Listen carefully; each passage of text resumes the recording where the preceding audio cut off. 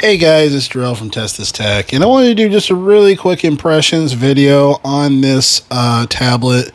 This is the BNCF 8.4-inch mini tablet here. Let me read off the specs here really quick. Of course, I'll give my impressions. So this has a Snapdragon 860, not 865, Snapdragon 685. Gotcha. Snapdragon 685. For perspective, if you've heard of the gaming controller, the Mangmi Air X, that is the Snapdragon 662. So this is a little more powerful.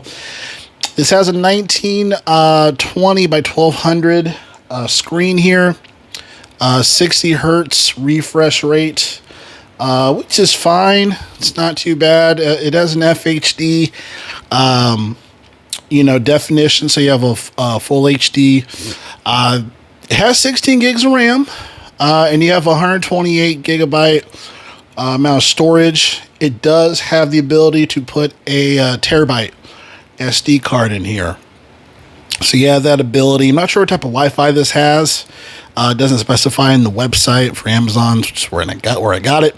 Bluetooth 5.0 and 5 megapixels on the front facing and 32 on the back. So this is overall, I think it's an okay tablet. I think it's definitely better than some of the garbage tablets that are out there. You can usually tell the garbage ones where the navigation, it has the, it has your home button, your back button, and then like your function button or your menu button. But then it has like the volume buttons there too. Those are usually good indicators. Like this is probably a trash tablet. But as far as for the for this device, it doesn't have that. The screen is pretty nice. For this form factor, it's actually pretty nice. To me, the biggest issue with the tablet is the latency.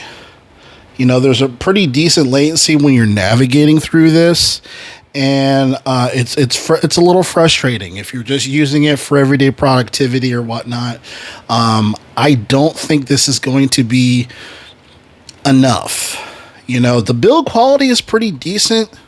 To put into perspective, I mean, it's a fairly nice feeling tablet. Kind of has a metal frame on the sides. The back is plastic, a hard plastic, it appears. I mainly got this to see how it would do with emulation. And in short, it seems like the best thing on this guy, as far as show out presentation, is going to be PSP. It can run at a 2x, kind of 3x resolution if you push it. Stutters a little bit. I was playing Grand Theft Auto Vice City Stories, which actually looks pretty nice on here.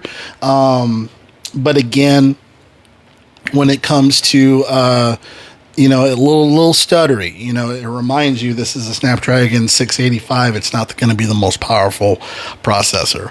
God of War, I was able to get running, but it's going to be, you got to do a lot of underclocking functions onto the app there for it to run. And when it does run, it runs at like a 30 frames. You're not going to get 60 frames per second on this guy, okay? Burnout, it kind of ran, not really. I was able to get maybe 29 frames per second. And for some reason, Vice City Stories, it just was not having it.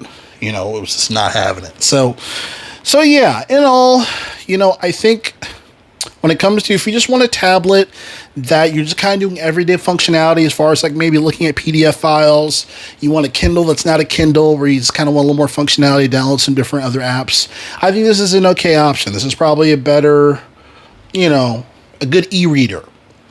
But when it comes to gaming and emulation, fortunately, I don't think this is it.